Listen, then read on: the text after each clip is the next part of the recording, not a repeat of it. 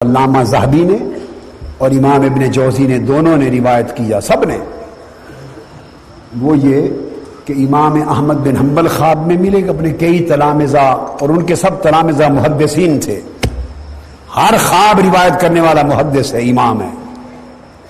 خواب میں ملے، انہوں نے خواب دیکھا، اس محدث نے خواب دیکھا کہ میں جنت میں ہوں، اور انہوں نے دیکھا کہ 3 آدمی ہیں، ایک جنت کے دروازے پر کھڑا ہے اور اس کو یہ اذن اور اختیار دیا گیا ہے کہ ہر آنے والے کو دیکھے، پہچانے، جس کو چاہے جنت میں داخل ہونے دے، جس کو چاہے واپس موڑ دے۔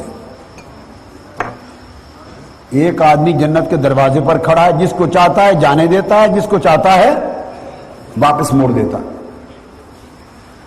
دوسرے کو دیکھا کہ جنت کے اندر ایک دسترخوان بچھا ہے اور ملائکہ بیٹھے ہیں اور کل جنت کے پھل میوے کھانے لگے ہیں، اور ملائکہ عزت و تکریم اور محبت کے ساتھ اپنے ہاتھوں سے اٹھا اٹھا کے اس کے منہ میں ڈال رہے ہیں، کھلا رہے ہیں اور پلا رہے ہیں۔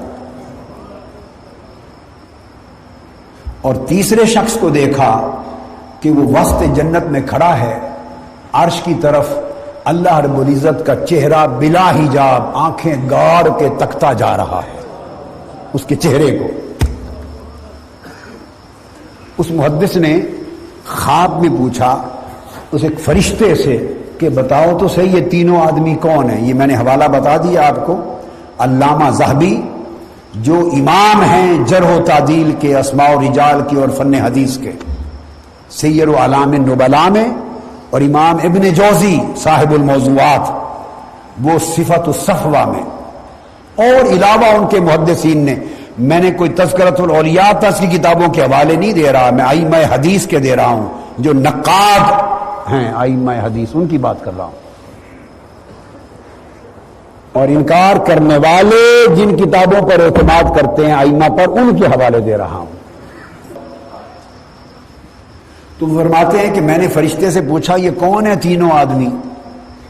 انہوں نے کہا وہ جو دروازے پر کھڑا ہے۔ اب آپ عقیدے بھی دیکھیے، اگر عقیدے ان ائمہ کے، امام احمد بن حنبل کے تلامذہ ہیں اور نقل کرنے والے ائمہ حدیث ہیں، اگر ان کے یہ عقیدے نہ ہوتے تو خواب تھا اٹھا کے پھینک دیتے، کتابوں میں روایت کیوں کرتے؟ آپ کو میری بات سمجھ میں آئی ہے؟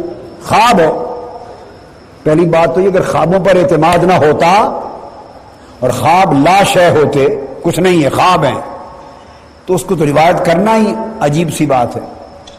پھر اگر عقیدے کے خلاف خواب تھے تو رد کر دیتے۔ خوابوں پر اعتماد کیا، روایت کیا، اور کتابوں میں درج کیا، ثابت کیا کہ یہ مطابق عقیدہ صحیحہ ہے، یہ ان کے عقائد ہیں۔ اب تعبیریں الگ الگ ہوتی ہیں، تو پوچھا یہ جنت کے دروازے پر کون کھڑا ہے جو کسی کو آنے دیتا ہے کسی کو موڑ دیتا ہے؟ فرمایا یہ احمد بن حنبل ہے۔ یہ درجہ کیوں ملا؟ اس نے حضور کے دین کے لیے کوڑے کھائے تھے۔ ہائے ہائے ہائے ہائے، النصح للامہ کے لیے کوڑے کھائے تھے۔ تو لوگوں، جو لذت حضور کے دین کی راہوں کی تکلیف میں ہے وہ کسی اور شے میں نہیں ہے۔ یہ کام کیا کرو، حضور کے دین کے لیے تکلیفیں اٹھایا کرو۔ جو درجے اس طور پہ ملیں گے وہ کسی اور عبادت سے نہیں ملنے۔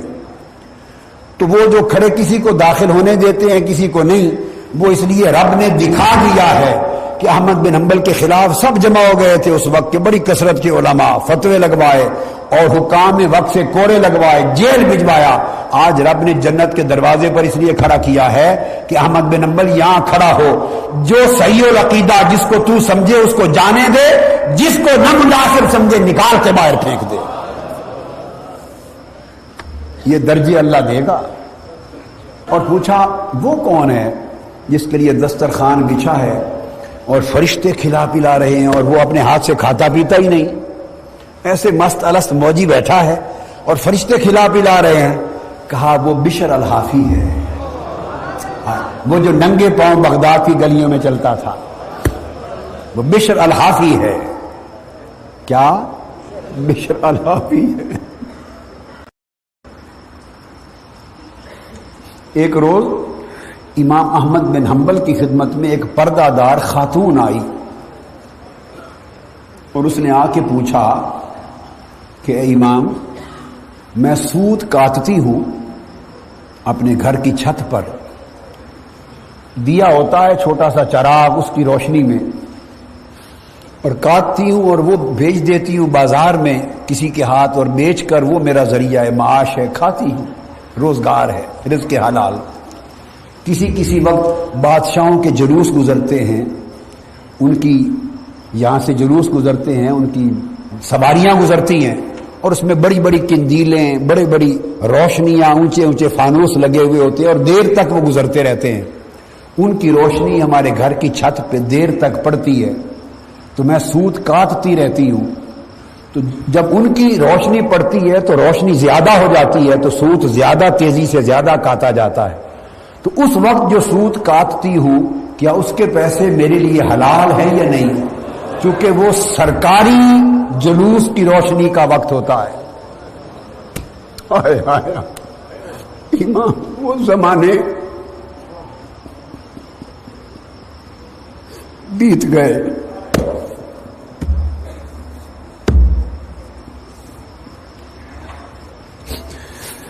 وہ لوگ گزر گئے، وہ باتیں بیت گئیں،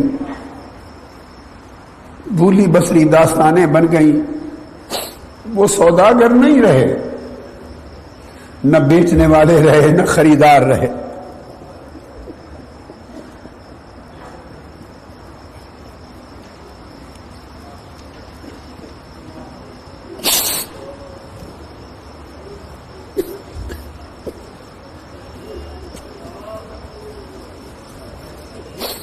اب تو دنیا کے کتے ہیں، کلاب الدنیا ہے۔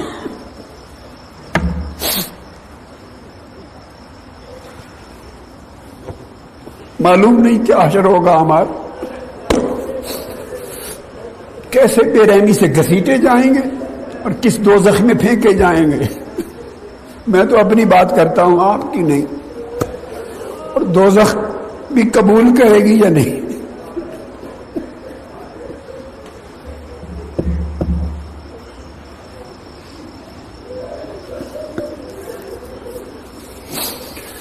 جب امام احمد بن حنبل نے یہ مسئلہ سنا، اس خاتون کھڑے ہو گئے اور کام اٹھے، کہنے لگے بی بی، فتویٰ اور مسئلے کا جواب تو بعد میں دوں گا، پہلے یہ بتا کہ تو ہے کون؟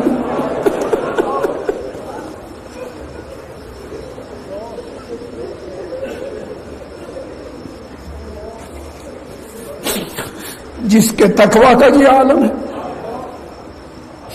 جس کے ورع کا یہ عالم ہے، پہلے بتا کہ تو ہے کون؟ اس پردے دار خاتون نے کہا آہستہ سے، اے امام، میں بشر الحافی کی بہن ہوں۔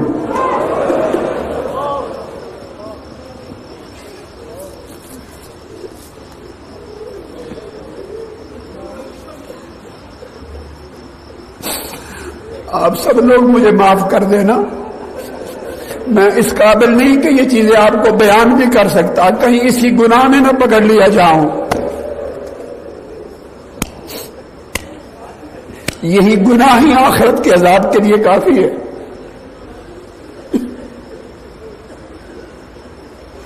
خاتون بولی کہ میں بشر الحافی کی بہن ہوں۔ امام احمد بن حنبل رو پڑے اور فرمانے لگے کہ بشر الحافی کی بہن کا ہی حق ہے کہ یہ سوال کرے، اور کوئی نہیں کر سکتا۔ بشر الحافی کی بہن کا ہی حق ہے کہ یہ پوچھے، اور کون پوچھے گا؟ اور کون پوچھتا ہے؟ اور کون سوچتا ہے؟ یہ وہ بشر الحافی۔ تو فرشتے نے کہا کہ وہ جس کو فرشتے بیٹھ کے کھلا پلا رہے ہیں وہ بشر الحافی، اور اللہ پاک فرما رہا ہے کہ بشر الحافی میری وجہ سے تم بھوکے پیاسے رہتے تھے، میری وجہ سے تو بھوکا پیاسا رہتا تھا، آج میں چاہتا ہوں میں اپنے دسترخوان سے، اپنے ہاتھوں سے فرشتوں کے ذریعے تمہیں کھلاؤں پلاؤں۔ تو جو ایسی زندگی گزار گئے ان کے تو یہ حالات ہوئے. اور وہ تیسرا کون ہے جس کی نگاہ عرش پر ہے, پردے ہٹا دیے گئے ہیں اور رب ذوالجلال کا چہرہ تکتا جا رہا ہے, نگاہ گاڑ کے کھڑا ہے, اور اسے جنت کے حور و قصور کسی شے کی پرواہ نہیں. فرمایا وہ معروف کرخی ہے.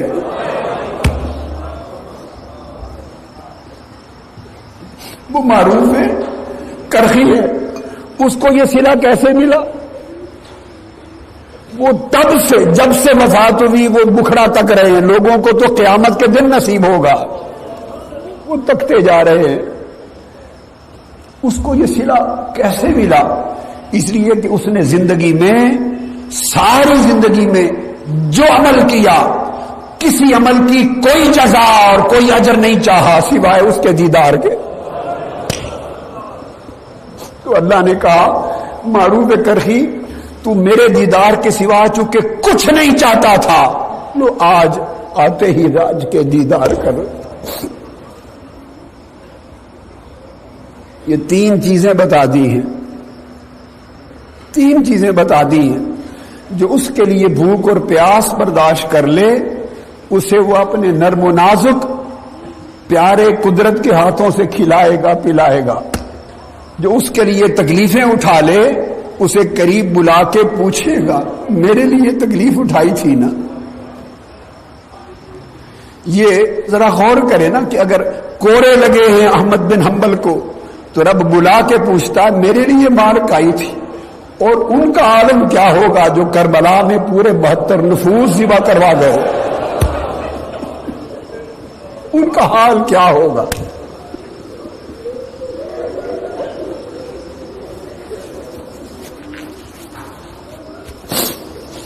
جس نے قربانی دی ہے اس اللہ کے لیے اور اس کے دین کے لیے, اسی کے اجر ہیں, اسی کے رتبے ہیں. اور امام احمد بن حنبل یہ فرمایا کرتے تھے, زمانے کے بیشتر اکثر سارے علماء الا ماشاء اللہ انہوں نے حکام کو بھڑکایا, ان کو جیل بھیجا, کوڑے لگوائے, ان کے خلاف فتوے چلائے. ایسا ہوتا رہا. امام اعظم کے خلاف ایسا ہوا, امام مالک کے خلاف ہوا, امام شافعی کے خلاف ہوا, امام غزالی کے خلاف ہوا, امام ابو الحسن شاذلی کے خلاف ہوا, باجزید بستامی کے خلاف ہوا, ہر ایک سے ہوتا رہا. مگر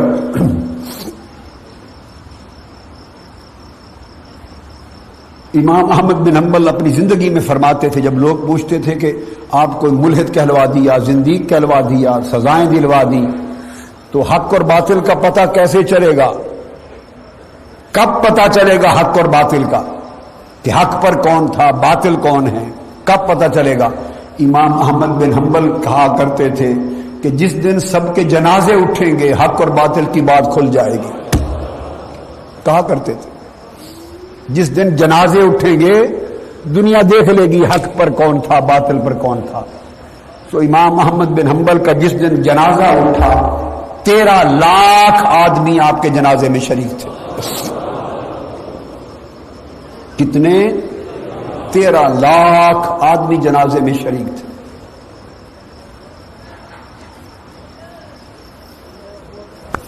اور جس دن بشر الحافی کا جنازہ اٹھا رضی اللہ تعالیٰ عنہ, ایک شہر بغداد, اور آپ کو پتا ہے کہ محلے کے ساتھ ہی قبرستان ہوتا ہے جس میں دفن ہوتے ہیں. تو جس دن بشر الحافی کا جنازہ اٹھا, نماز فجر پڑھ کے جنازہ روانہ ہوا, عشاء کے بعد قبرستان پہنچے. اور ائمہ حدیث لکھتے ہیں, آپ اٹھا کے دیکھیے سیر اعلام النبلاء کو دیکھیے, امام مزی کی تہذیب الکمال کو دیکھیے, آپ خطیب بغدادی کو دیکھیے, علامہ ذہبی کو دیکھیے, آپ کتابیں اسماء و رجال کی اٹھا کے دیکھیے.